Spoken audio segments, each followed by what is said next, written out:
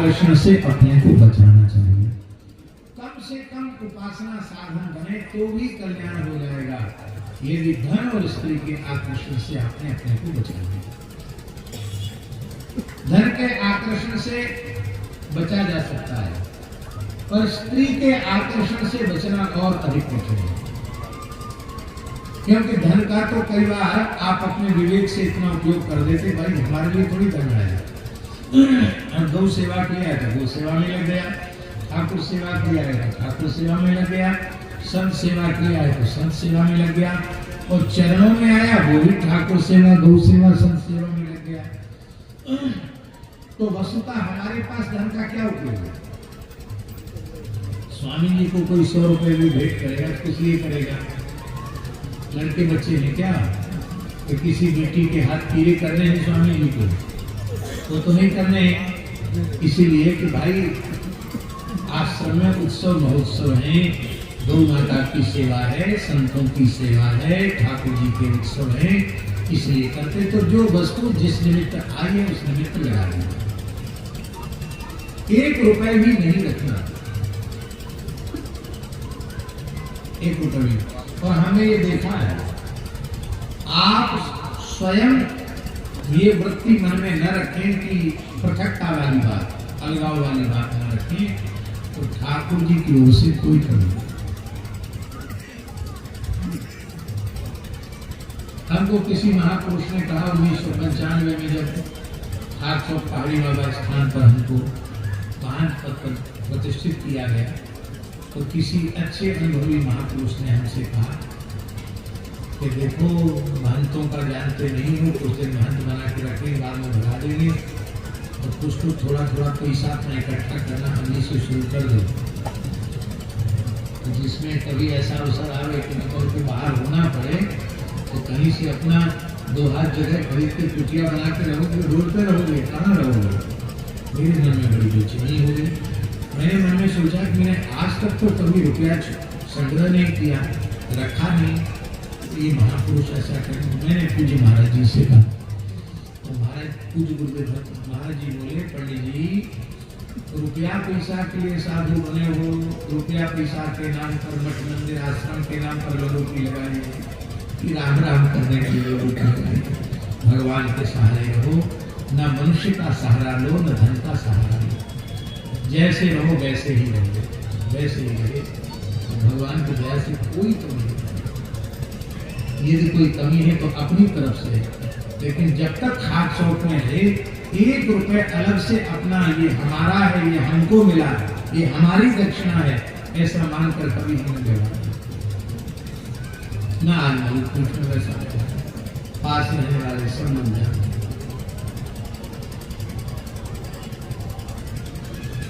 भगवान ने कृपा करके वेश भी ऐसा दिया है जिसमें जेब नहीं।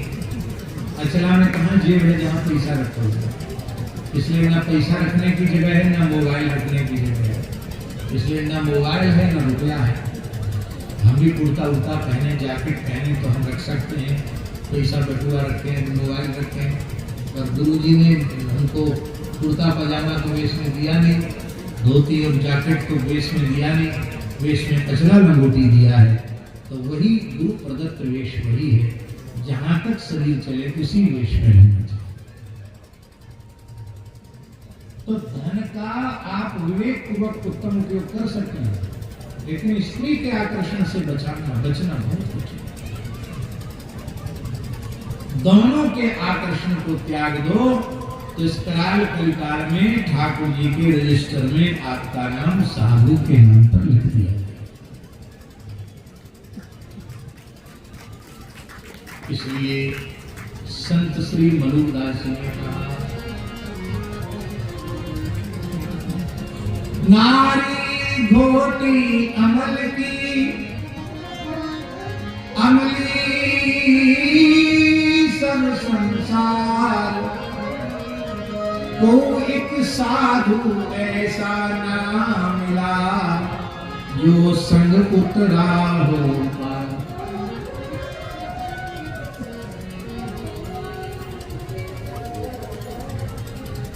नारी नाही निहारिए की चोट को एक साधु उबरे पर ब्रह्म की हो। तो नारद जी की जो यह लीला है यह केवल विरक्तों की विरक्ति को बचाने के लिए लीला। इसलिए भगवान ने कहा कि नारद जी यदि बिगड़ गए तो पूरी परंपरा ही नष्ट हो जाएगी, क्योंकि यद यदा चरति श्रेष्ठा तत्तदेवेतरो जना। एक बंगाली महात्मा आए हमारे पास, फूल माला चंदन सब लेके आए, रोने लगे। मुझे इतना भाव का है तो जगह मदद नहीं आती। उन्होंने कहा महाराज हमारे गुरु भाई है वो एकदम दूसरे रास्ते पे जा रहा था, तो आपकी एक कैसेट हम बजा रहे थे, वो कान में सुना तो बस वो रोने लग गया। तो वो नहीं तो गलती हो जाता, बच गया। तो हमारा गुरु भाई बच गया, उसके लिए हम आपको धन्यवाद देंगे।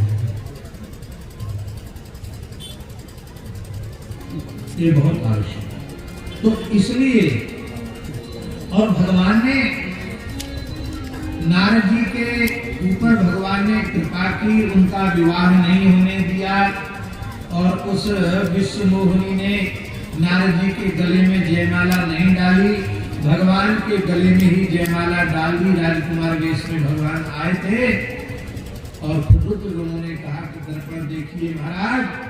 और जब नारद जी को क्रोध हुआ, गई हूँ श्राप की मरे हूँ जाई, जगत मोर उपहास कराई, और भगवान को शाप भी नारद जी ने दे दिया। और भगवान ने उस शाप को अंगीकार भी कर लिया। और जब भगवान ने अपनी माया का पर्दा थोड़ा सा हटाया, बस नारद जी को स्वरूप की स्मृति हो गई। रोने लगे, प्रभो क्षमा करें, वृथा श्राप मन हो कृपा, वृथा श्राप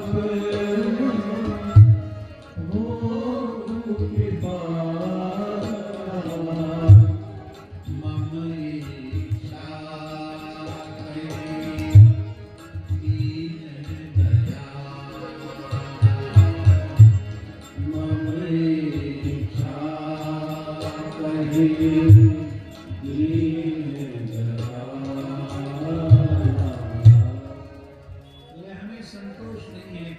आपको प्रायश्चित बताना पड़ेगा। ये बताएंगे जरूर। जप जाए शंकर सत्व नामा।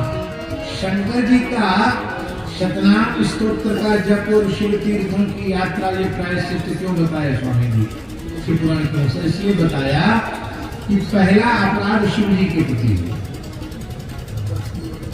शंकर जी की बात नारद जी मान लिए होते तो इतना नाटक होता। तो पहले शिव अपराध हुआ, भक्तापराध, वैष्णवापराध हुआ, फिर भगवत अपराध हुआ। वैष्णवापराध होगा तो भगवत अपराध होगा, भगवत अपराध होगा तो वैष्णवापराध होगा। इसलिए दोनों अपराधों से बचना है। ये नारद चरित्र का सार है। बोलो भक्तवत्सल भगवान। लेकिन नारद जी के मन में ये खटास रही है। इतना सब होने के बाद भी रामावतार में अरण्य कांड में जब नारद जी चरणों में बैठे प्रभु के, तो आखिर मन की बात रोक नहीं पाए, कह ही दी। क्या कहा? तब विवाह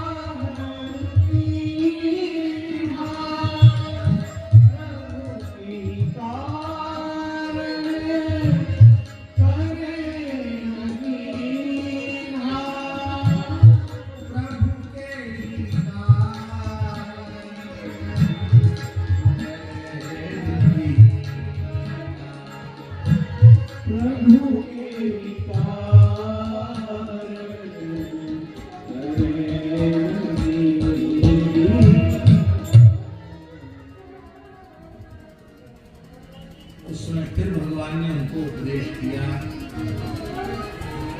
जगत गुरु श्री मदाध्य रामानंदाचार्य भगवान के शिष्यों में नारद जी ही श्री सुरसुरानंदाचार्य जी के रूप में प्रकट हुए, जिनके 10 प्रश्नों का उत्तर श्रीमद जगत गुरु आद्य रामानंदाचार्य भगवान ने श्री वैष्णव मताब्ज भास्कर के रूप में प्रदान किया।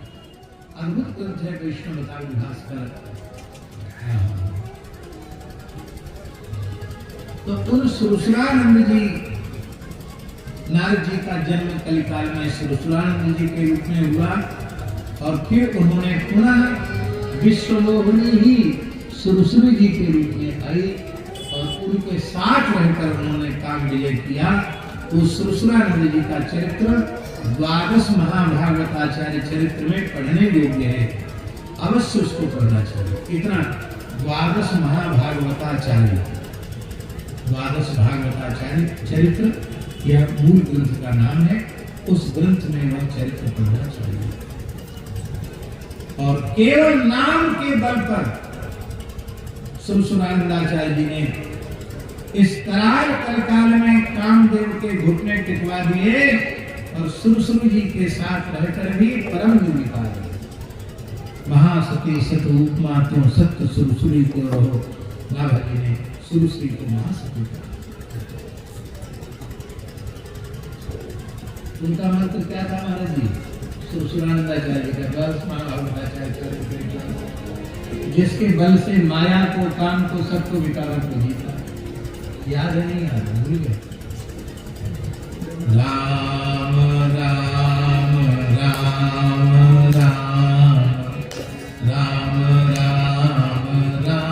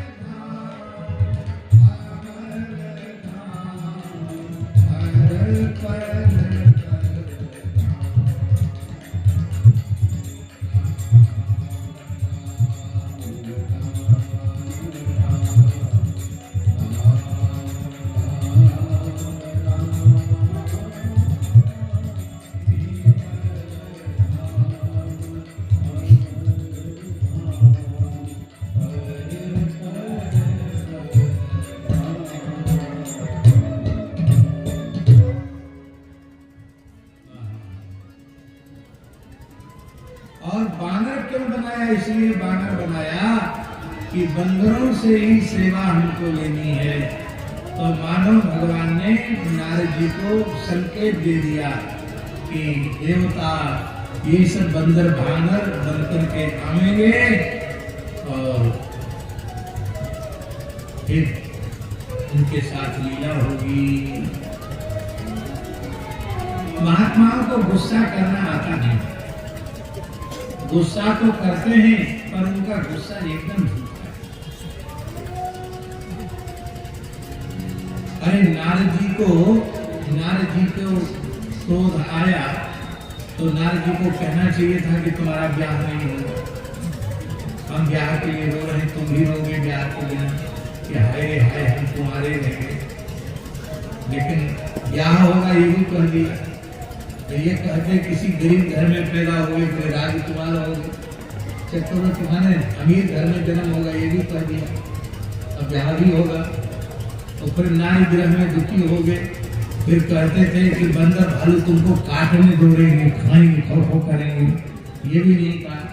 तो बंदर भालू तुम्हारे सेवक बनकर तुम्हारी सहायता करेंगे। इसका मतलब है महात्माओं को गुस्सा करने का नाटक तो वो करते हैं, पर क्रोधो की देवस्य वरेण तुल्या, महापुरुषों का क्रोध भी अरे जीव का नहीं, भगवान के लिए भी भगवान का कल्याण करने वाला है। नारद जी का कोप यह प्रमाणित करता है।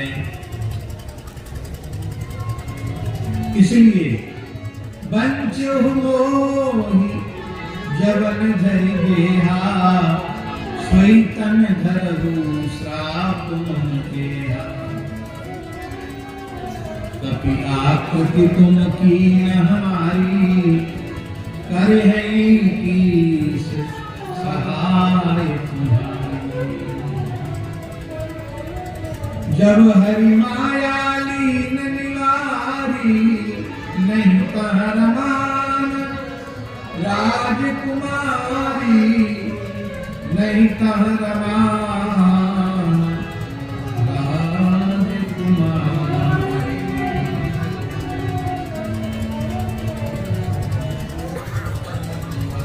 और इस प्रकार से श्री नारद जी के ऊपर भगवान ने मोह के लिए मोह ने ही कृपा की।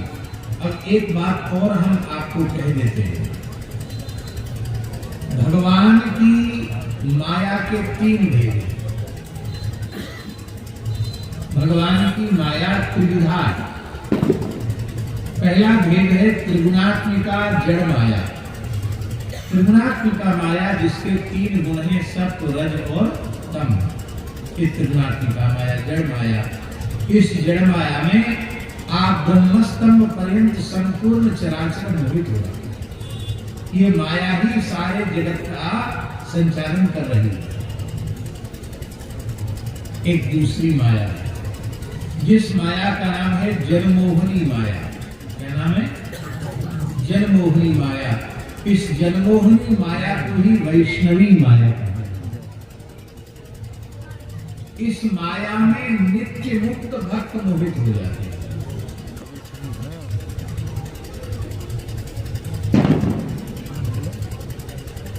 इस माया में वही मोहित होते हैं जो गुणातीत भक्त हैं, और गुणातीत भक्तों को ही मुक्तात्मा कहा जाता है।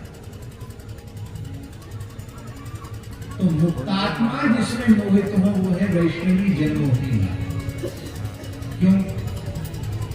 इस जनमोहनी माया में मोहित होने से जीव का अकल्याण नहीं होता, उसका परम कल्याण होता है और भगवान की रसमयी लीलाओं का विस्तार होता है और उस जीव का ज्ञान वैराग्य और भक्ति और अधिक पुष्ट हो जाती है। उसकी आध्यात्मिक कक्षा और उन्नत हो जाती है और भगवान की लीला का विस्तार होता है। न ज्ञान कम होगा, न भक्ति कम होगी, न वैराग्य कम होगा। तो मनमोहन शरण जी यहाँ सूक्ष्म बात यह है कि ये बात मन में ध्यान में रखनी चाहिए कि जैसे हम लोग जड़ माया में मोहित हो रहे हैं, उस माया में नारद जी मोहित नहीं है, क्योंकि माया हीत संत है नारद जी, वो माया नहीं है। वस्तुतः भगवान अपने संकल्प से वैष्णवी माया में मत मोहित कर रहे हैं। हम सब जीवन के ऊपर कृपा करने के लिए, नारद जी के ज्ञान भक्ति वैराग्य का पोषण करने के लिए और अपनी रसमयी अवतार लीला की भूमिका का निर्माण करना। तब प्रश्न उठा कि भगवान के लिए आवश्यक क्यों है कि वे अपने मुक्त भक्त को अपने संकल्प से अपनी वैष्णवी माया में मोहित करें। ये आवश्यक है। क्यों आवश्यक है? बद्ध जीव के साथ भगवान की क्रीड़ा नहीं होती। मुक्तात्माओं के साथ ही भगवान खेलते हैं। हमारे हाथ पैर बंधे हुए हैं और आचार्य श्री पुंडरीक शास्त्री जी के भी हाथ पैर बंधे हुए हैं, और कहीं दोनों खेलो तो कैसे खेलेंगे? नहीं, दोनों के हाथ पैर खोले हुए होंगे, बंधन से मुक्त होंगे तो न पीड़ा होगी, तो वैसे पीड़ा हो जाएगी। पीड़ा के लिए मुक्त होना आवश्यक है। भगवान तो सर्वतंत्र स्वतंत्र मुक्त है, परम मुक्त है, परम स्वतंत्र इसके पर कोई परम मुक्त है भगवान। तो बद्ध जीव के साथ भगवान की लीला नहीं होती है। भगवान की विशिष्ट लीलाएं मुक्तात्माओं के साथ ही होती हैं। इसलिए भगवान का जो भी नित्य परिकर है वो सबके सब मुक्तात्मा है। नित्य साकेत से ही धरती पर आए, नित्य गोलोक से ही धरती पर आए। यही सिद्धांत मानने से काम चलेगा। और मुक्तात्माओं के साथ भगवान खेलते नहीं। क्यों नहीं खेलते? क्योंकि मुक्तात्मा इसके लिए राजी नहीं होते। क्यों राजी नहीं होते? इसलिए राजी नहीं होते हैं क्योंकि भगवान की भगवत्ता का ज्ञान उन्हें होता है, बोध होता है। तो भगवान के अचिंत्य अनंत अखंड ऐश्वर्य माधुर्य का ज्ञान होने के कारण उनके भीतर इतना संकोच रहता है कि वे कैसे खेलें। आपका सहपाठी हो प्रधानमंत्री, बचपन में एक साथ खेलते कूदते हो और कई बार आपने उसकी पिटाई भी कर दी हो जो आज प्रधानमंत्री बना बैठा है। बचपन में तो सब कुछ हो जाता है और आज बचपन की दुहाई देकर आप उसके पास जाएं तो मिल सकते हैं क्या? नहीं मिल सकते हैं। समय लेना पड़ेगा, कानूनी प्रक्रिया पूरी करनी पड़ेगी। वहां जाकर के जितना निश्चित समय उतने समय में दर्शन होगा। पास में खड़े होकर नेक फोटो खिंचाओगे, उसी में सौभाग्य मानोगे कि हाँ देखो उनके साथ हमारी फोटो है। और कहीं बचपन में जैसे लद करते थे ऐसा करोगे तो तुरंत हथकड़ी बेड़ी पड़ जाएगी। तो आप जानते हुए भी कि मेरा लंगोटिया यार है, मित्र है, फिर भी उसके उस पद की गरिमा के कारण उसके प्रति आपके हृदय में मित्र के व्यवहार में जैसे संकोच नहीं होता, वो संकोच आपके रहता है। एक सामान्य व्यक्ति एक उच्च पद पर पहुंच गया, उसके प्रति इतना संकोच। फिर अनंतानंद ब्रह्मांडों के जो एकमात्र अधिपति भगवान है, उन भगवान के अचिंत्य अनंत अखंड ऐश्वर्य माधुर्य का जिसको ज्ञान हो, वो भला भगवान के साथ कैसे खेलता है? तो भगवान खेलना चाहते हैं, भगवान चोरी कर लेते हैं, उसके ज्ञान की चोरी, उसके विज्ञान की चोरी। और यही चोरी जय विजय की कर ली तब लीला हुई, यही चोरी लक्ष्मी जी की कर ली तब लीला हुई, यही चोरी नारद जी की कर ली तब लीला हुई। इसलिए इस लीला में कोई भक्त का अनिष्ट नहीं होता। इसमें भक्त का दोष नहीं। क्यों? वो भगवान की इच्छा से, न इच्छा का दीन गया। ये वैष्णवी माया, जन्मोहरी माया का भागवत में 2 जगह स्पष्ट संकेत है। माभूदिति निजाम मायाम ततान जन्मोहनी। जब कंस वध करके भगवान वसुदेव देवकी के पास गए तो वो भगवान कालिंगन नहीं कर रहे थे। हम तो संसारी है, गृहस्थी है, विषयी है, ये परमात्मा है। ब्रह्मा जी शंकर जी उनके चरणों का ध्यान करते हैं, बहुत दुखी हो रहे थे। भगवान बोले हम इसलिए थोड़ी है कि तुम्हें हमको उल्टे दंडवत करो। भगवान ने तुरंत वसुदेव देवकी के ज्ञान की चोरी कर ली तो बेटा बेटा कह के रोने लगे। भगवान को गोद में बिठा लिया और इतने बड़े कृष्ण बलराम को देवकी जी दूध पिलाने लगे। ये सुख तब होगा जब ततान जन्मोहनी माया का विस्तार किया। भगवान ने यशोदा मैया को मुख में जमाई लेते इसमें ब्रह्मांड का दर्शन करा दिया। मैया के मन में आई बात, बोले लाला तो हमारो परमात्मा है, या सांची बात है। गर्गाचार्य जी कह के गए वो बात बिल्कुल सांची थी।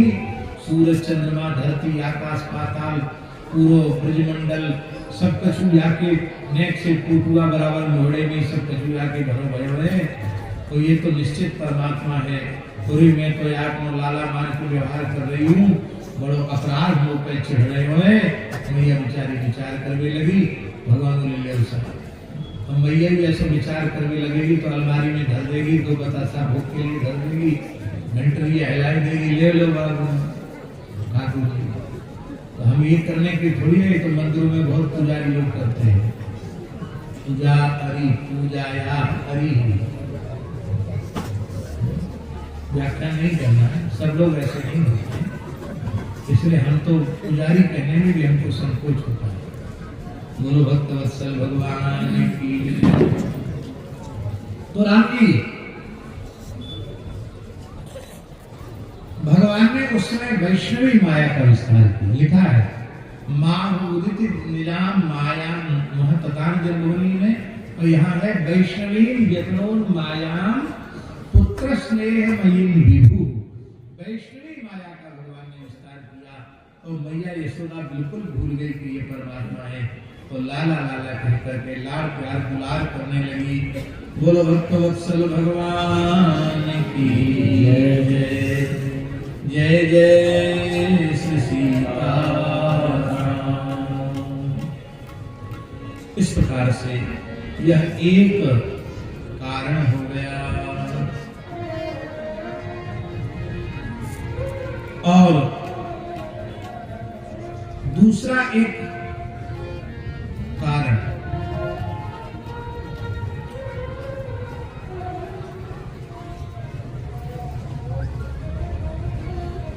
विश्व विदित एक कह देशु सत्य के दुकान बसे नरेश। कह देश, इस कैकय देश को ही वर्तमान समय में कश्मीर कहा जाता है। ये कैकय, वहां के राजा सत्यकेतु थे। सत्यकेतु के 2 पुत्र थे। बड़े पुत्र का नाम प्रताप भानु था, छोटे पुत्र का नाम अरिमर्दन था। और कथा आप सबको पता है, उसका बहुत रोचक ढंग से विस्तार से वर्णन करने की जरूरत नहीं है। कपट मुनि के चक्कर में पड़ गए, और कपट मुनि के चक्कर में पड़े तो ऐसे चक्कर में पड़े कि उसने बंटा ढार कर दिया। अब यहाँ एक विशेष बात, प्रताप भानु जो राजा है उसमें कोई ऐसा दोष नहीं दिखाई पड़ता है, दुर्गुण नहीं दिखाई पड़ता है जिसका इतना बड़ा दंड उसको मिलना चाहिए। वर्णाश्रम धर्म का पूर्ण निष्ठा से पालन करता है। संपूर्ण वेद में कहे गए यज्ञों को निष्काम भाव से उसने हजारों बार किया, और करने के बाद भगवान के चरणों में अर्पित भी कर दिया।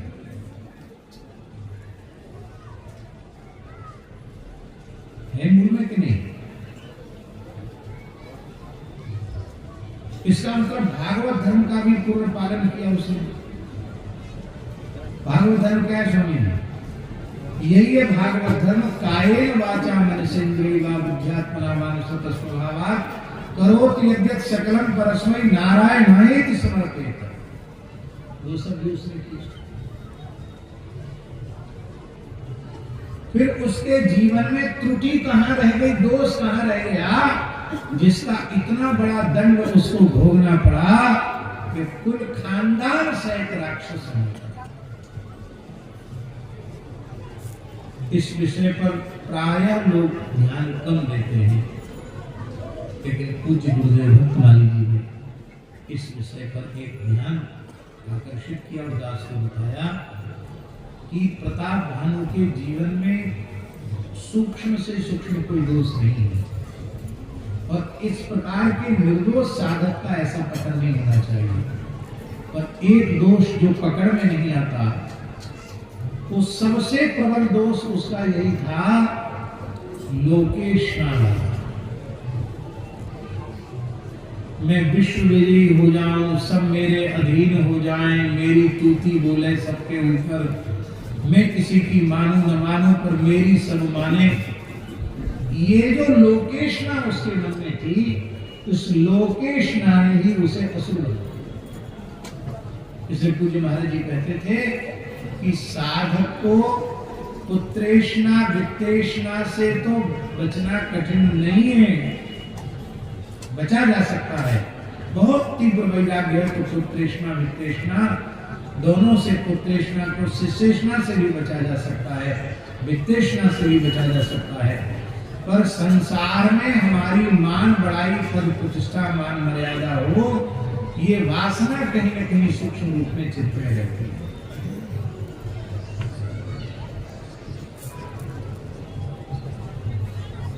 और ये वासना जब चित्त में रहेगी तो वेश बदल करके पुत्रेशना आ जाएगी, दुष्येशना बन के आ जाएगी, और वित्तेशना परमार्थ का लबादा बोल किया जाएगा।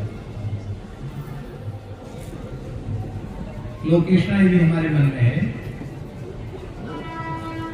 तो वित्तेषणा परमार्थ बन किया जाएगी। भाई हमको तो जरूरत नहीं है, पर आश्रम है, इतनी गैया है, इतने संत हैं, बिजली का बिल है, टेलीफोन का बिल है, कहाँ से आएगा? उसके लिए तो धन चाहिए, हमें जरूरत नहीं है, पर सेवा के लिए तो है।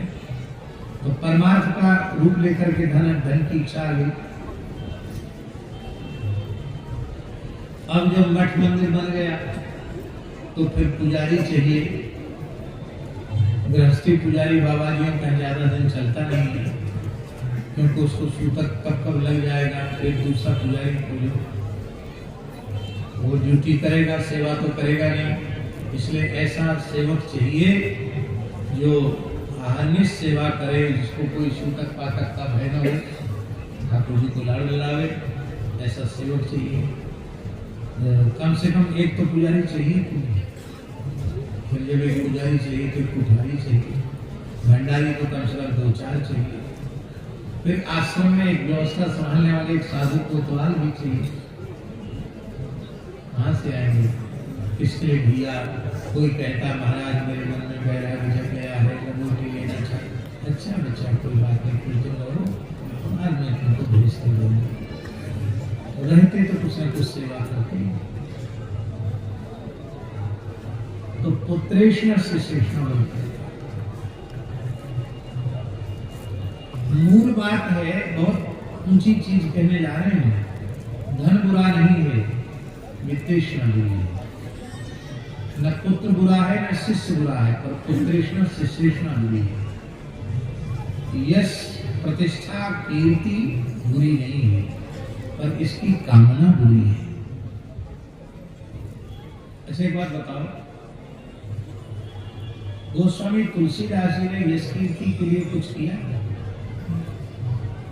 नाभा जी ने किया, कबीरदास जी, मलुकदास जी, श्री अग्रदास जी, इन लोगों ने किया। पूज्य गुरुदेव भक्तमाली जी कहते थे कि अगले कल्प में जब भगवान व्यास प्रकट होंगे और पुराण लेखन करेंगे तो उसमें तुलसीदास जी, सूरदास जी, कबीरदास जी सबके नाम आने वाले हैं। महाराज जी बोलते थे अगले कल्प में व्यास जी प्रकट होंगे तो ये सब पौराणिक भक्त हो जाएंगे। कल्प ये सब पौराणिक भक्त हो जाएंगे, इनके नाम आने वाले हैं और भविष्य पुराण में इनके नाम हैं।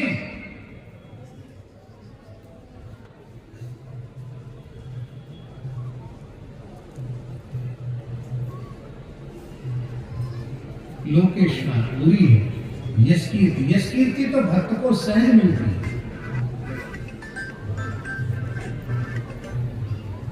एक जगह की बात है, आगरा की बात,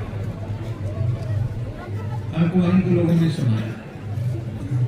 आगरा के पास कोई गांव था, वहां पूज्य करह वाले महाराज जी की प्रेरणा से पूज्य मामा जी कथा कहने गए।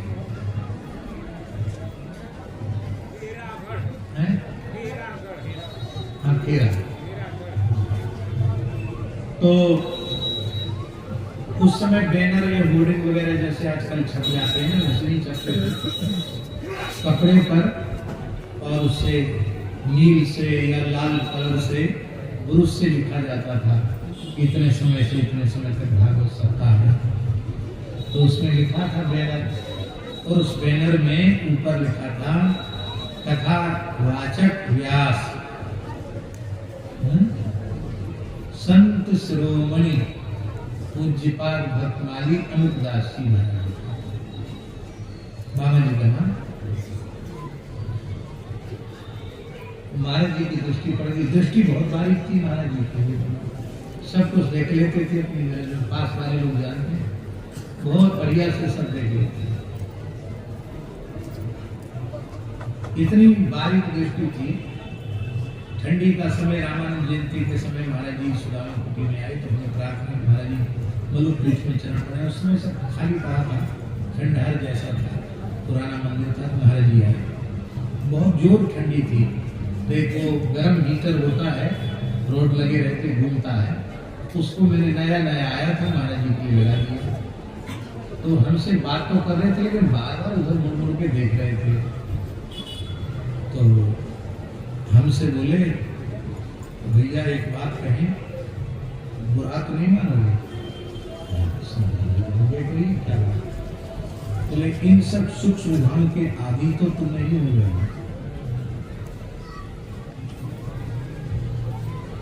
हमने कहा नहीं, पूज्य गुरुदेव भक्तमाली जी के लिए इला करके रखा है और आप आए हैं ठंडे से तक। तो हमको बात ध्यान में आती है कि इतना सूक्ष्म विचार, इसके अधीन तो तुम नहीं हो गए। तो उनकी नजर पड़ गई, बोले हम कथा नहीं करते। क्यों?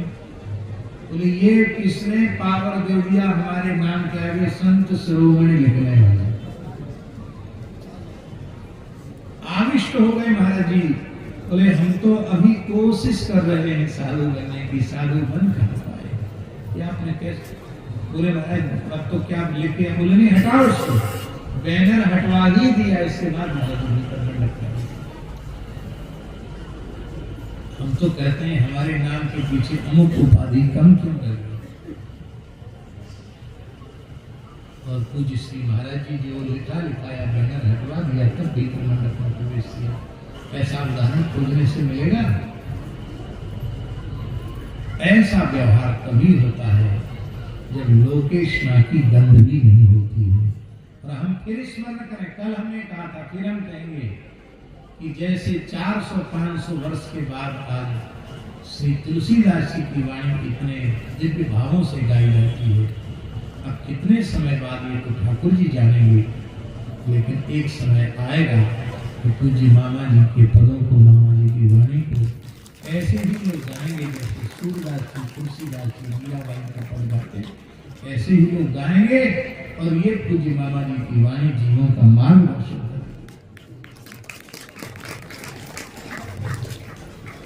हम लोग उनकी महिमा समझ कहां पाए कि वो क्या थे, कौन है?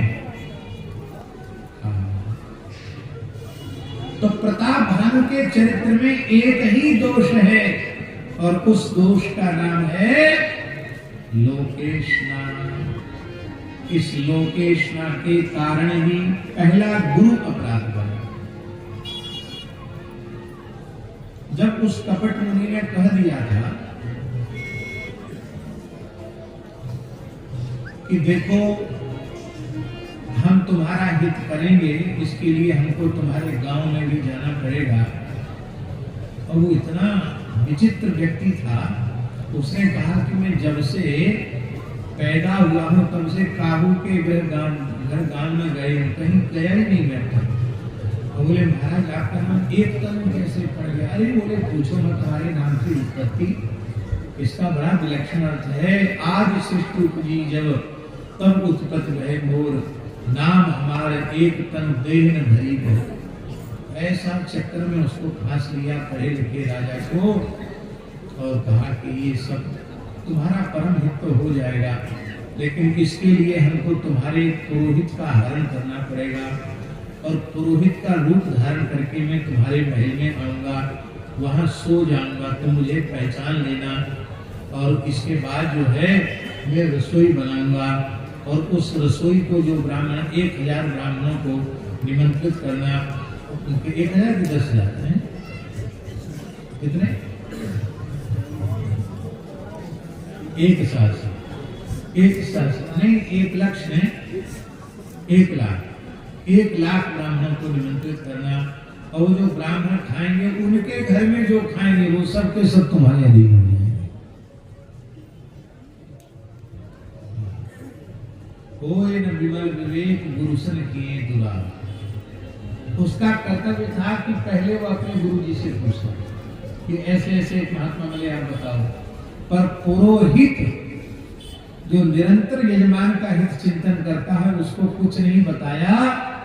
उस बेचारे को तो उस मायावी असुर के द्वारा बंदी बनवा दिया गया और उसने जो किया माया महते कीन रसोई, उसने मायामय रसोई बनाई। इससे ये प्रमाणित मत करने लग जाना कि उस समय के ब्राह्मण मांस खाते थे, ऐसा नहीं। मायामय का अर्थ है वस्तुतः जो भोज्य पदार्थ है वही बनाया गया, अभोज्य कुछ नहीं था, पर माया पूर्वक उसमें मांस मिश्रित कर दिया गया। मांस को ही इस रूप में प्रस्तुत कर दिया गया। भक्ष भुक्ति लेहि चुष्य षड्रस अन्न के रूप में उसे प्रस्तुत कर दिया।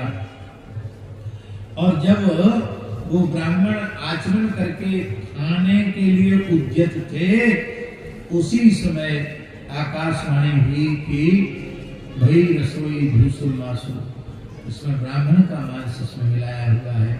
अब तो ब्राह्मण सावधान हो गए और उन्होंने कहा, ईश्वर राखा धर्म हमारा। भगवान ने तो हमारे धर्म को बचा लिया, लेकिन तेरे पाप का परिणाम तुझे भोगना पड़ेगा। जय हसीते समेत परिवार, इसलिए जाय निशाचर हो नृप मूढ़ सहित परिवार, पूरे परिवार के सहित तुम निशाचर हो जाओ। तहाँ जलंधर रावण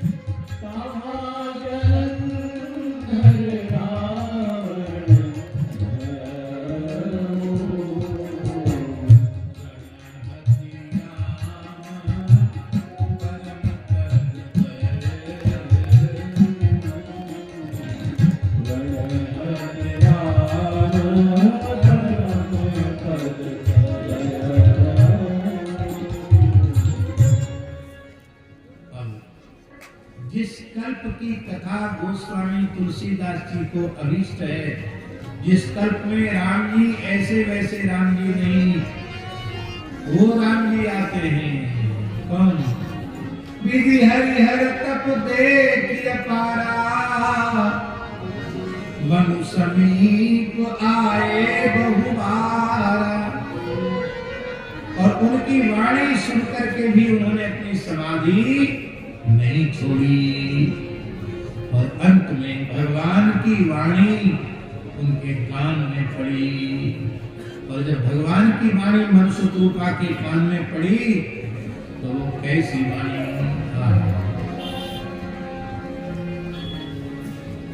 हाँ, क्या कहेंगे?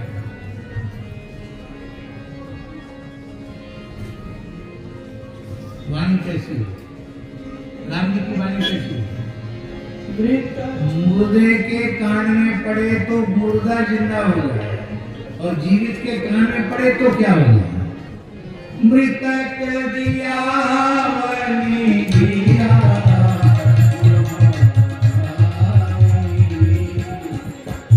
मृतक दिया वनी दिया,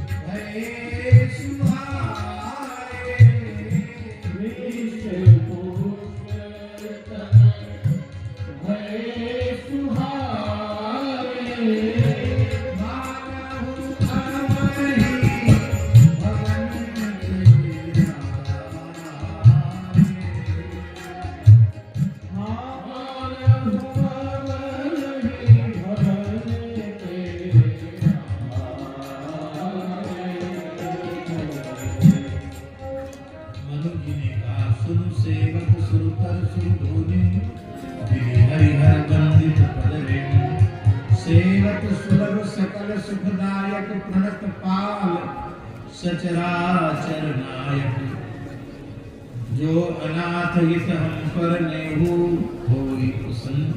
यही कृपा करके दे। जो वसुंधि मन मानस हंसा, सगुन अगम जेहि गुण प्रशंसा। देखहि हम स्वरूप भरि लोचन, कृपा करो पुनकारति मोचन। गणपति बचन परम प्रिय लागे, मृदुल विनीत प्रेम रस पागे।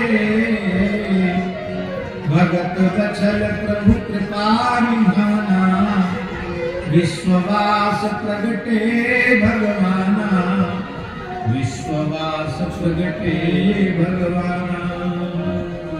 भगवान प्रकट हो गए, बोलो भक्त वत्सल भगवान की जय। ये कौन भगवान प्रकट हुए? उपजहि जासु अंश ते नाना, शंभु विरंचि विष्णु भगवान।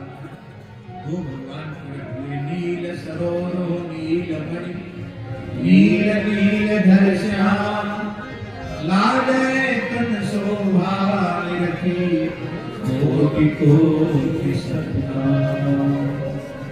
अकेले ठाकुर जी नहीं आए, बाम भाग शोभित अनुकूला, आदि शक्ति सब निधि जगमूला, आदि शक्ति सब निधि जगमूला। यद्यपि ठाकुर जी के वामांग में है, लेकिन वाम नहीं है। वाम होकर भी सर्वथा अनुकूल है। किसके अनुकूल? दोनों के अनुकूल है। प्रभु के सर्वथा अनुकूल है और हम जैसे कुटी जीवों के लिए भी सर्वथा अनुकूल है। ये श्री किशोरी जी वामांग में न हुए तो कोई भी जीव भगवत शरणागति का पात्र ही सिद्ध नहीं होगा। ये श्री किशोरी जी वामांग में रहती है, तभी जीव का पुरस्कार करती हैं श्री जी, तब यह जीव भगवान की शरणागति के योग्य होता है। और ये किशोरी जी कौन है? बोले उपजहि अंश जासु अंश उपजहि गुण खानी, अगणित लक्ष्मी कुमार ब्रह्मानी। द्रौपदी विलास जासु जग होई, राम बाम दिश सीता सोई। इस प्रकार से श्री सीताराम जी महाराज की जय। जय जय श्री सीताराम। बोले कृपा निधान पुनि अति प्रसन्न मुहि जान, मागहु बर जोई भाव मन महादानी हनुमान।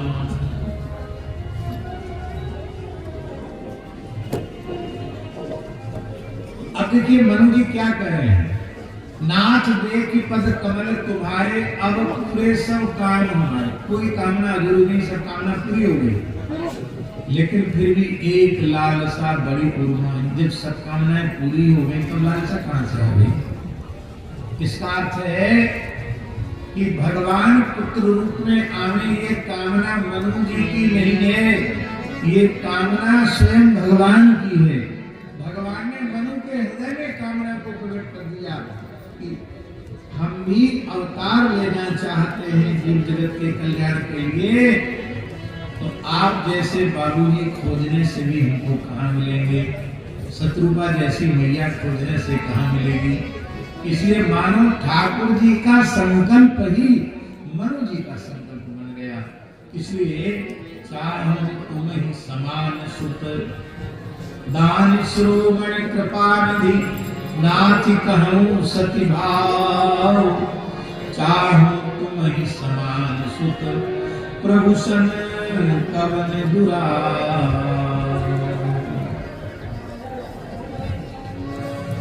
कुछ बक्सर वाले महाराज जी कहते थे कि भगवान ने सोचा कि हमारे जैसे तो हमें हैं, आप सरस खोजो कह जाई, और नृप तब तनय हो में आई। लेकिन वो वरदान तो पूरा नहीं हुआ। नहीं, स्वयं भगवान बन गए, लेकिन चाहूं तुम ही समान सुख, तो समान सुख वाली बात तो पूरी हुई नहीं। तब श्री रघुनाथ जी ने भरत रूप में अवतार लिया, क्योंकि भरत राम ही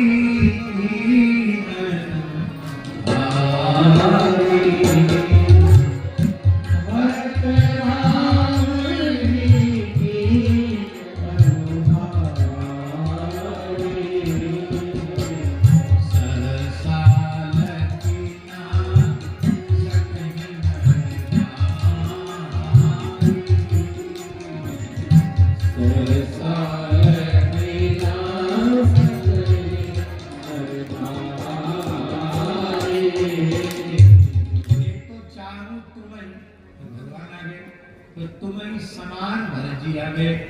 फिर बोले भाई बात पूरी नहीं हुई, तो भगवान ने चौगुना करके दे दिया।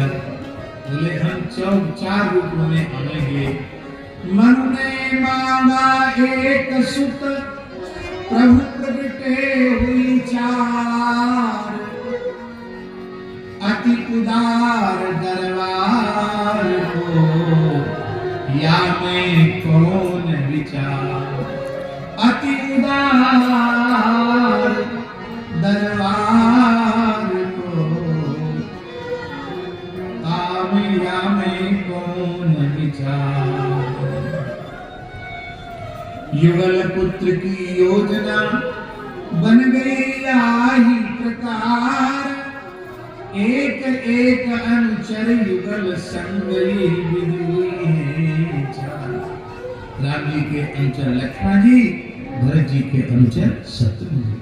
देखो महाराज जी 2 प्रकार का पारतंत्र होता है, एक भगवत पारतंत्र, एक भागवत पारतंत्र। भगवत पारतंत्र की शिक्षा श्री रामानुज लक्ष्मण जी दे रहे हैं और भागवत पारतंत्र की शिक्षा श्री शत्रुघ्न कुमार दे रहे हैं। और वैष्णव के जीवन में दोनों ही होने चाहिए। भगवत पारतंत्र की शिक्षा लक्ष्मण जी से लेनी चाहिए और भागवत पारतंत्र की शिक्षा श्री शत्रुघ्न जी से लेनी चाहिए। पूज्य श्री आचार्य कृपाशंकर जी रामायण जी अयोध्या वाले रामायण जी कहते थे, भगवान के साथ रहना कठिन नहीं है, सत्य के साथ रहना। लेकिन लक्ष्मण जी भगवान के साथ रहते हैं, कठिन काम नहीं है, बहुत कठिन काम नहीं है। पर शत्रुघ्न जी भरत जी के साथ रहते हैं, संत के साथ रहना बहुत कठिन है, क्योंकि संत सिद्धांत के पालन में इतने खरे होते हैं कि उस पालन में कोई समझौता करते नहीं है, चाहे कोई कैसा भी क्यों न हो। संत के पास रहना बड़ा कठिन है। शत्रुपा जी से बोले क्या मांगना है आपको? शत्रुपा जी ने कहा जो वरुनाथ चरण मांगा श्री कृपा अति प्रिया, जे निज भगत नाथ तब आही, जो सुख पावहि जो गति लहि, सोई सुख सोई गति सोई भगत, सोई निज चरण स्नेह, सोई विवेक सोई रहन प्रभु हमें कृपा करिए। मनु जी बोले अभी हमारा मांगने का जो हुलास है वो पूरा हुआ नहीं, हमें कुछ और कहने की इच्छा हो कहो।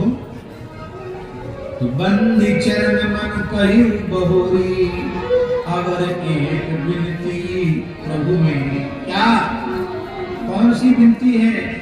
सुत विषयक तब पद रति हो, मोहि बड़ मूढ़ कहे तिनको। हमारी सुख विषय रति आपके चरणों में, भले लोग हमको मूढ़ कहें तो कहें, पर हम आपको पुत्र मान करके व्यवहार करें। गुरु भक्त वत्सल भगवान, इसी को कहते हैं शास्त्री जी रागानुगा भक्ति, भगवान से रागात्मक संबंध होना। और यही रागात्मक संबंध की परंपरा, उसको हमारे श्री रामानुज संप्रदाय में रसिकों की परंपरा में उसी को संबंध पकड़ा है। भगवान के साथ रागात्मक संबंध आचार्य श्री समर्थ गुरुदेव रसिकाचार्य जीव के साथ संबंध को जोड़ते हैं, उसको अपने नित्य स्वरूप का बोध कराते हैं। जैसे पूज्य बक्सर वाले महाराज जी के संबंध पत्र को भैया श्याम प्रकाश जी की कृपा से हमको आज दर्शन करने का अवसर मिला, जो पूज्य श्री हर्षण पुण्य सरकार के द्वारा दिया गया। उसमें हर्षण पुण्य सरकार के हस्ताक्षर भी है। आपका स्वरूप क्या है, आपका साधन क्या है, आपका भाव क्या है। बोलो भक्तवत्सल भगवान की जय। इस प्रकार से भगवान की भूमिका बन गई। एक और बता दिया, कश्यप अदिति महातपीना दिनकर में पूर्व कर दीना, तेग दशरथ कौशल्या रूप, यह भी एक प्रयोजन है। कौशलपुरी प्रगट नरभूपा, जिनके ग्रह अवतरी हों जाई, कुल तिलक से चारों भाई, वहाँ भी प्रगट होगा।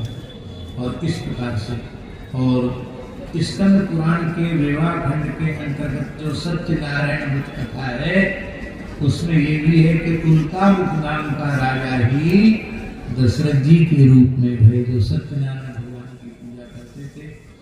आजकल जो है सत्यनारायण भगवान का व्रत लायक लगता है कुछ कम हो गया है क्या? पहले ब्राह्मणों की प्रायः जो कम पढ़े लिखे भी ब्राह्मण होते थे उनकी वृत्ति सत्यनारायण भगवान की कृपा से बहुत बड़ी थी।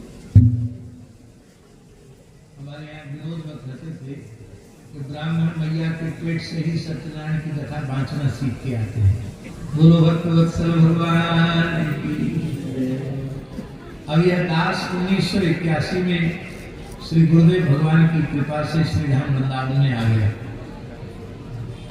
10-11 साल की आयु थी और उसके पहले अपने जन्मभूमि पर कितनी सत्यनारायण कथा बांच के सुनाई। वृंदावन आने के पहले सत्यनारायण की कथा बांच सुनाई। कभी सोमवती अमावस्या पड़ जाए, पूर्णिमा पड़ जाए, फिर तो महाराज पंडितों के घर में सब व्यस्त हो जाते थे क्योंकि इतने यजमान आ जाते, कहीं बाबा बाँचने गए, कहीं चाचा बाँचने, कहीं पिताजी बाँचने गए, सब पूरा घर भर सत्यनारायण भगवान के पीछे लग जाता था। तो सबके अलग अलग ठाकुर जी लेके जाते, महाराज पंचामृत से नवाएंगे, पनीर लाएंगे, वहां से प्रसाद। बोलो सत्यनारायण भगवान की। भैया सत्यनारायण व्रत कथा फिर से आरंभ होनी चाहिए। वर्ष में कम से कम एक बार तो प्रत्येक आस्तिक वर्ष को सत्यनारायण व्रत कथा जैसी लिखी है उसी श्रद्धा और उसी भाव से करना चाहिए। देखो उल्कामुख नाम के राजा जिन्होंने सत्यनारायण भगवान का व्रत किया वे एक कल्प में श्री दशरथ जी हुए और उनके 4 पुत्र हुए। श्री भगवान ही 4 पुत्र के रूप में आए। उल्कामुखो महाराजो नृपो दशरथो भवत्। उल्कामुखी दशरथ जी हुए। और कार्तिक महात्म के प्रसंग में धर्मदत्त और देवदत्त इनका भी चरित्र लिखा है कि जिन्होंने तुलसी दल में से जल का छींटा देकर कलहा का उद्धार किया था उनको दशरथ जी बनने का अवसर प्राप्त हुआ। ऐसी बहुत सी कथाएं हैं और उन सबको कल्प भेद से समझना चाहिए। बोलो भक्तवत्सल भगवान की जय। तस्यापि भगवानेश साक्षात् ब्रह्ममयो हरि अंशांशेन चतुर्भागा पुत्रत्वं प्राप्तस्मै श्री राम लक्ष्मण भरत शत्रुघ्ना इति संज्ञया। 4 रूपों में भगवान प्रकट हुए। समय अधिक हो रहा है और जन्म की बधाई तो करनी ही है। शेष बधाई हम लोग कल करेंगे। पर वे ही दशरथ जी महाराज हुए, दशरथ कौशल्या हुए और जैसे सिंहावलोकन न्याय होता है उसी क्रम से कल थोड़ी सी जन्म की कथा का हम लोग स्मरण कर लेंगे। और अभी तो इतना ही समझो कि धरहु धीर हुए सुत चारि। महाराज धैर्य रखो, 1 नहीं 2 नहीं 4 पुत्र होंगे और प्रसन्न हो गए। और जब प्रसन्न हो गए उसका उपाय भी बताया। ऋष्य शृणु माता चौ पुत्रा विधास्यति वाल्मीकि ने लिखा है। ऋष्य शृणु को बुलाया गया और उन्होंने अथर्वण मंत्रों से उत्कृष्टि नामक इष्टि की और इष्टि किया तो साक्षात प्राजापत्य पुरुष पायस लेकर के प्रकट हुए। पायस के संबंध में एक बात हम आपको बता दें। वस्तुतः ये पायस नहीं है, ये दूध चावल चीनी पद में भले ही विनोद की दृष्टि से कर दिया जाता है कि चावल क्या कहते हैं, चीनी और खीर हाँ तीनों मिलके बनल खीर। पर वस्तुता है ये तीनों नहीं, सत चित आनंद ही पायस बन गए। इसलिए पद्म पुराण में स्पष्ट है कि भगवान यज्ञ पुरुष प्रकट हुए हैं और जैसे ही वो अंतर्धान हुए हैं कि पायस, इसका मतलब है कि स्वयं भगवान ही खीर बन गए हैं। इसलिए अंशांशेन चतुर्भागा पुत्रत्वं प्रार्थितस्सुरैः। बोलो भक्तवत्सल भगवान की जय। जय जय श्री सीताराम। श्रृंगी ऋषि वशिष्ठ बुलाता,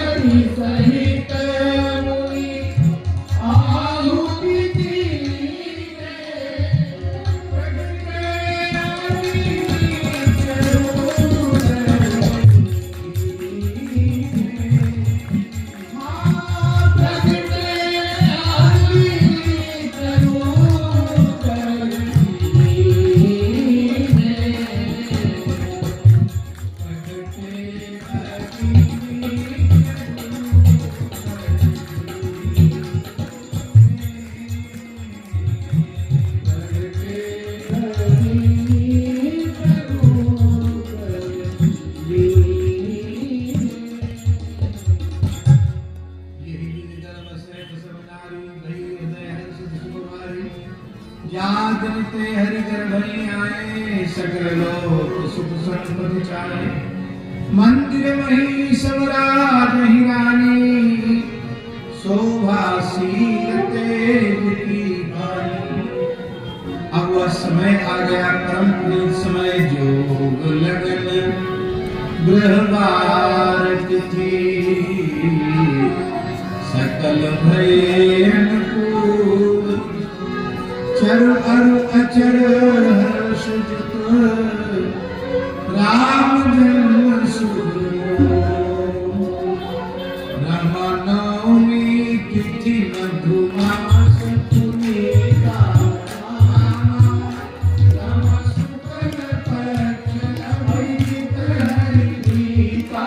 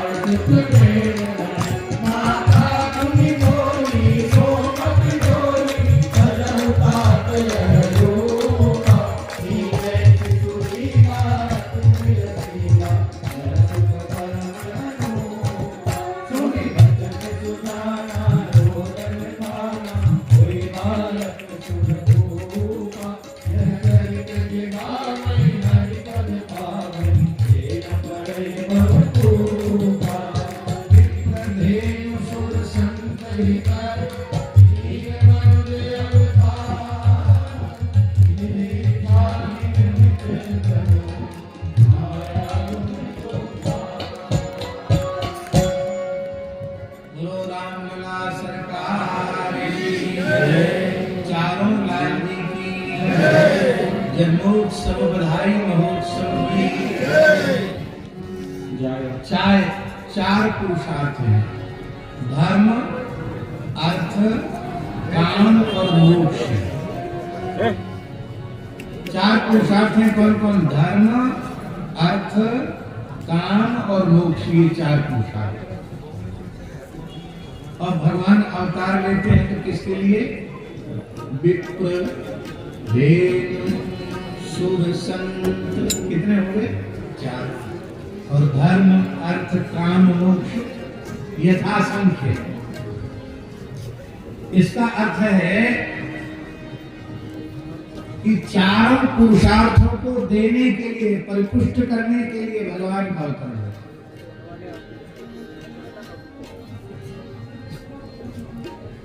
धर्म रूपी पुरुषार्थ ब्राह्मण है। बहुत ध्यान से सुने।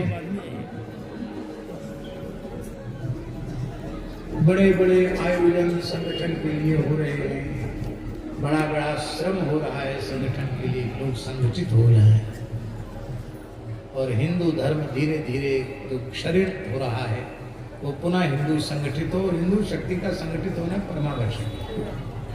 अपने अपने स्तर से सब लोग प्रयत्न में लगना भी चाहिए, अच्छी बात है। लेकिन ये बात बिल्कुल पक्के तौर पर समझ लो, जब तक इस देश का ब्राह्मण अपने ब्रह्मत्व में पूर्ण प्रतिष्ठित नहीं होगा तब तक धर्म सुरक्षित नहीं होगा, नहीं होगा, नहीं होगा। ब्राह्मण अपने स्वरूप को संभाले, अपने स्वरूप में ब्राह्मण प्रतिष्ठित हो, क्योंकि धर्म रूपी पुरुषार्थ का प्रतिष्ठापक, पोषक, पालक, प्रचारक, प्रसारक केवल और केवल ब्राह्मण है।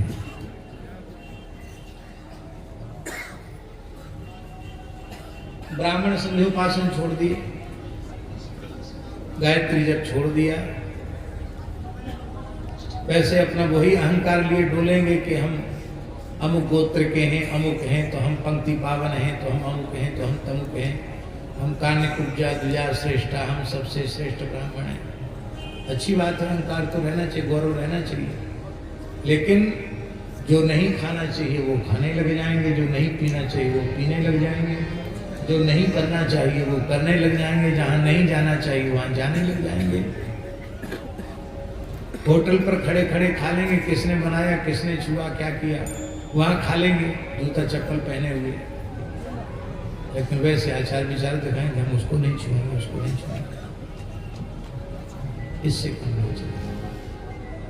बहुत विनम्रता से प्रार्थना है, ब्राह्मणों की निंदा इसमें मत समझना। ब्राह्मण की निंदा हम स्वप्न में भी नहीं कर सकते, क्यों? ब्राह्मण भगवान की विभूति है, ब्राह्मण का आदर करना चाहिए। लेकिन युग निर्माता ब्राह्मण है। जब चारों चरणों से परिपूर्ण धर्म ब्राह्मण में प्रतिष्ठित होता है तब सतयुग होता है। जब 3 चरण धर्म के ब्राह्मण में रह जाते हैं तो त्रेता आ जाता है। जब 2 चरण धर्म के ब्राह्मण में रह जाते हैं तो द्वापर आ जाता है। जब चारों चरण धर्म के शिथिल हो जाते हैं ब्राह्मण में तब कलयुग आता है। ब्राह्मण ने ही सतयुग बनाया, ब्राह्मण ने त्रेता बनाया, ब्राह्मण ने द्वापर बनाया, ब्राह्मण ने कलयुग बनाया। ब्राह्मणत्व कैसे सुरक्षित होगा? महाभारत में लिखा है, धेनूनाम चैव विप्राणाम कुलमेकम द्विधा कृतम। ब्रह्मा जी ने गौ और ब्राह्मण दोनों का कुल एक ही था, ब्रह्मा जी ने उसके 2 भाग कर दिए। गोवंश के संरक्षण संवर्धन के बिना ब्राह्मणत्व सुरक्षित नहीं है, और ब्राह्मणों के जागृत हुए बिना मानव जाति जागृत नहीं होगी, क्योंकि सिर विहीन कबंध की कोई पहचान नहीं होती है। इस समाज का मस्तक ब्राह्मण है। इसलिए मेरी प्रार्थना है, सबसे पहले देश के ब्राह्मणों को अपने स्वरूप में प्रतिष्ठित होना चाहिए, प्रतिज्ञा पूर्वक शिखा सूत्र धारण करना चाहिए, तिलक धारण करना चाहिए, कम से कम 2 काल की संध्या निष्ठा पूर्वक करनी चाहिए, गायत्री का जप, गुरु मंत्र का जप करना चाहिए, और विशुद्ध गोव्रती होना चाहिए। ये निश्चय करना चाहिए ब्राह्मणों को कि हम स्वयं भी पूर्ण गोव्रती होंगे। वेद लक्षणा भारतीय देसी गाय के दूध दही घृत को ही आहार के रूप में लेंगे, उसी से देव पूजा करेंगे और उसी से देव पूजा कराएंगे। महाभारत में लिखा है, गाय के गव्य पदार्थ के अतिरिक्त किसी भी पदार्थ का प्रयोग होने से श्राद्ध नष्ट हो जाता है। भैंस का, बकरी का, भेड़ का दूध छुआ नहीं, श्राद्ध नष्ट हो जाएगा। पितरों का कव्य और देवताओं का हव्य दोनों को प्रदान करने वाली गाय है। इसलिए ब्राह्मण अपने वैदिक कर्म का प्रयोगात्मक स्वरूप गाय के बिना संपादित नहीं कर सकते। इसलिए ब्राह्मणों की पूरक गाय है और गाय के पूरक ब्राह्मण हैं, क्योंकि मंत्रात्मक जो यज्ञ का स्वरूप है वो ब्राह्मण ही उसको प्रतिष्ठित करेंगे।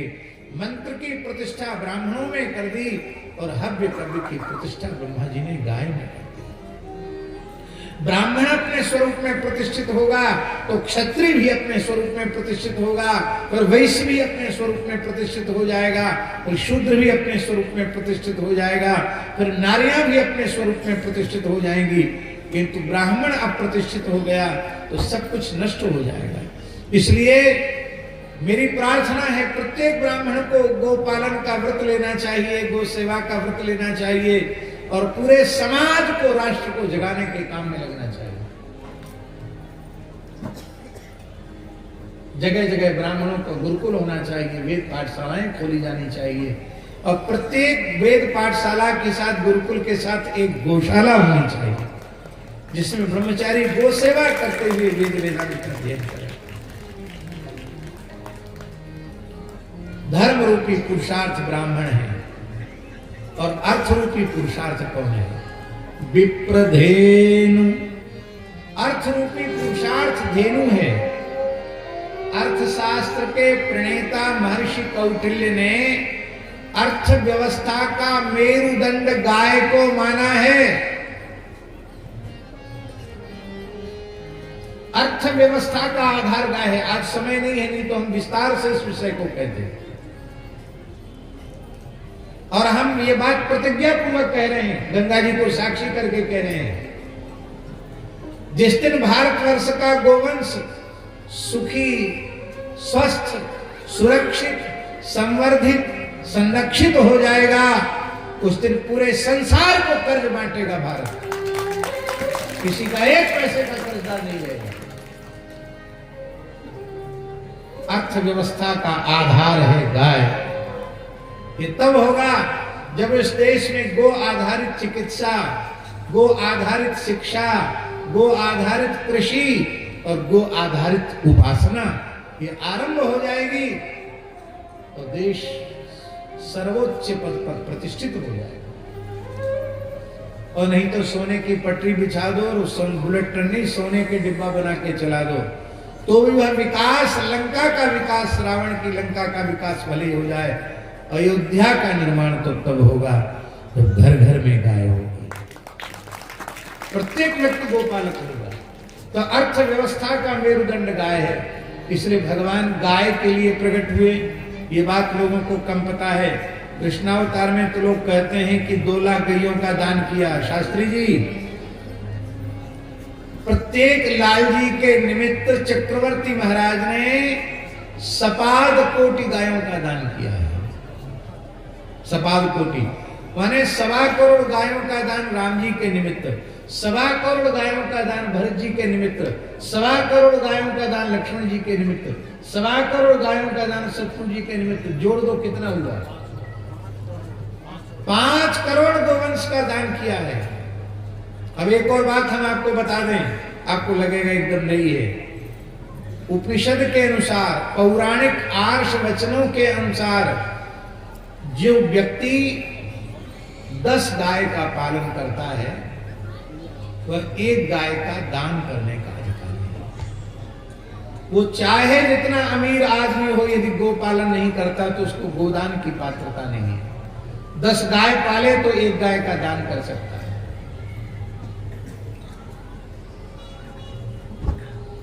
अब आप विचार कीजिए, वेदो दशरथो नृपः, पूर्ण वैदिक सदाचार के प्रतीक हैं चक्रवर्ती महाराज दशरथ। तो दशरथ जी ने 5 करोड़ गायों का दान किया। अब 10 गुना कितना हुआ? हम तो गणित पढ़े नहीं, बताओ।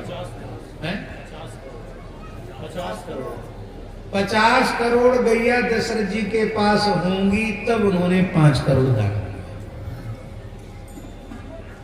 50 करोड़ गायें थी दशरथ जी के पास और सरयू पार का संपूर्ण क्षेत्र गोचारण, गो सेवा के लिए ही निर्धारित था। गोरदंडा, गोरदंडा से अपभ्रंश होकर हो गया गोंडा। सब राम जी की गौशालाएं थी। और पूज्य श्री सुदर्शन सिंह चक्र जी ने रामचरित्र में एक बड़ी विलक्षण बात लिखी है। उन्होंने कहा जब राम जी का राज्याभिषेक हुआ तो सबको अलग अलग विभाग दिए गए भाइयों को। लक्ष्मण जी को कौन सा? निजी सुरक्षा, राम जी के श्रीअंग की निजी सुरक्षा का विभाग, उसका हेड, उसका प्रधान लक्ष्मण जी को बनाया गया। लक्ष्मण जी जैसी सावधानी और विचार को भी नहीं कर सकता। राजा का अंगरक्षक बहुत मजबूत होना चाहिए। अतिथियों का सत्कार, साधु ब्राह्मणों की सेवा, सेवा का भार, प्रजा की सेवा का भार श्री शत्रुघ्न जी को सौंपा गया। राज्य की, प्रजा की उचित जो व्यवस्था है, न्यायोचित धर्मोचित व्यवस्था है, सब अपने अपने वर्ण आश्रम धर्म का पालन करें, ये व्यवस्था भरतलाल जी को सौंपी गई।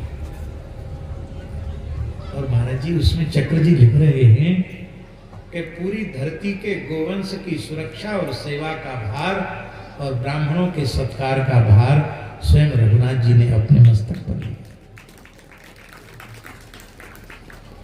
गो मंत्रालय नहीं, जिस दिन इस देश का प्रधानमंत्री वो गोरक्षा का भार, गो सेवा का भार निजी प्रधानमंत्री का विभाग हो जाएगा और स्वयं सक्रिय होकर के प्रधानमंत्री लगेगा, तभी इस देश की बीती हुई समृद्धि फिर से लौट करके आएगी, तो नहीं आएगी। इसलिए गोवंश की सुरक्षा करके भगवान ने गो विरोधियों का संहार करके गोवंश को सुरक्षित करके अर्थरूपी पुरुषार्थ को पुष्ट किया। विप्रधेनुसुर, तीसरा पुरुषार्थ कौन है? काम, कामनाओं की पूर्ति देवता करते हैं। भैया आप हमारा काम तो करोगे, तो हम आपको भोजन ही न दें तो आप हमारा क्या काम करोगे? फिर कहना पड़ेगा भूखे भजन न होए गोपाला, ये ले वो अपनी कंठी माला। तो जब हम देवताओं को यज्ञ से तृप्त करते हैं तो ते देवा भावयन्ति वह, फिर वे देवता आपकी कामनाओं को पूर्ण करते हैं। तो एक एक कामना की पूर्ति के लिए एक एक देवता को निश्चित किया गया। ये देवता काम रूपी पुरुषार्थ को पूर्ण करने वाले हैं। अब कौन पुरुषार्थ बाकी रहा? मोक्ष। उस मोक्ष रूपी पुरुषार्थ का ठेकेदार भगवान ने संतों को बनाया। विप्रधेनु सुर संत हित, ये मोक्ष के ठेकेदार हैं। क्योंकि जो स्वयं मुक्त नहीं वो दूसरे को बंधन से मुक्त क्या करेगा। इसलिए संतों को मोक्ष रूपी पुरुषार्थ का, संतों की सुरक्षा करके मोक्ष रूपी पुरुषार्थ को सुरक्षित किया। विप्रधेनु सुर संत हित लीन मनुज अवतार, निज इच्छा निर्मित तन माया गुण गोपार।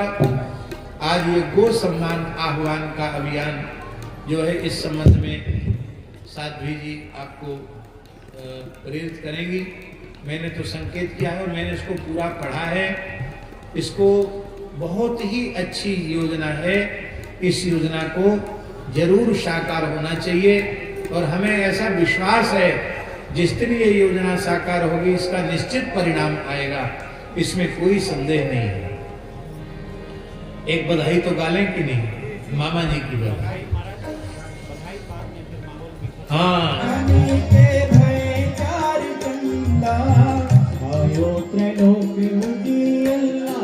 मोहल्ला में हल्ला सुमकी गयो, आयो त्रिलोक उजियला, मोहल्ला में हल्ला सुमक गयो, आयो कौशल्या जी ने लल्ला, मोहल्ला में हल्ला सुमकी गयो, आयो कौशल्या जी ने लल्ला, मोहल्ला में हल्ला झुनझुना बजे या मिला आनंद मगन अवधपुर वासी, आनंद मगन अवधपुर वासी, आनंद मगन अवधपुर वासी, आनंद मगन अवधपुर वासी।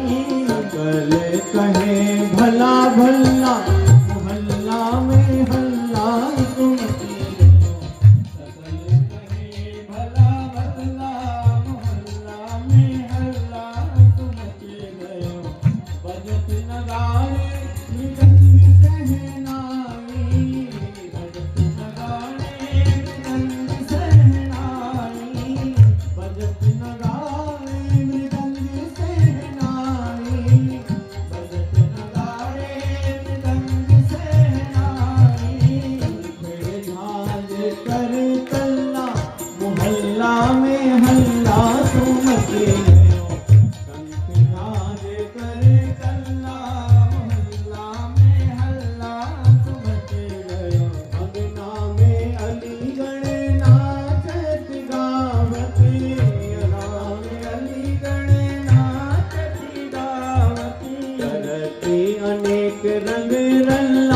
मोहल्ला में हल्ला सुमकी गयो, करती अनेक रंग रल्ला, मोहल्ला में हल्ला सुमकी गयो।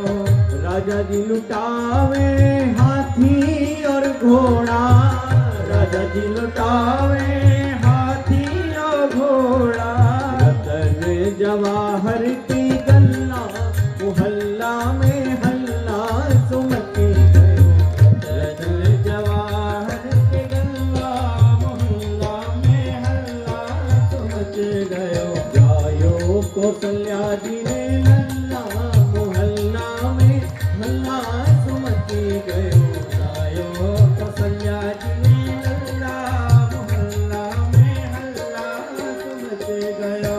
सुर नर मुनि जय जयकार करते हैं, सुर नर मुनि जय जयकार करते हैं, सुर नर मुनि जय जयकार करते हैं, सुर नर मुनि जय जयकार करते हैं। सुरों का निकला दीवल्ला, मोहल्ला में हल्ला सुमकी गयो, रावण का निकला दीवल्ला, मोहल्ला में हल्ला सुमकी गयो। नवमी तिथि घनी मधुमास धन्य नवमी तिथि घड़ी नक्षत्र घड़ी पल्ला मोहल्ला में हल्ला तो मची गयो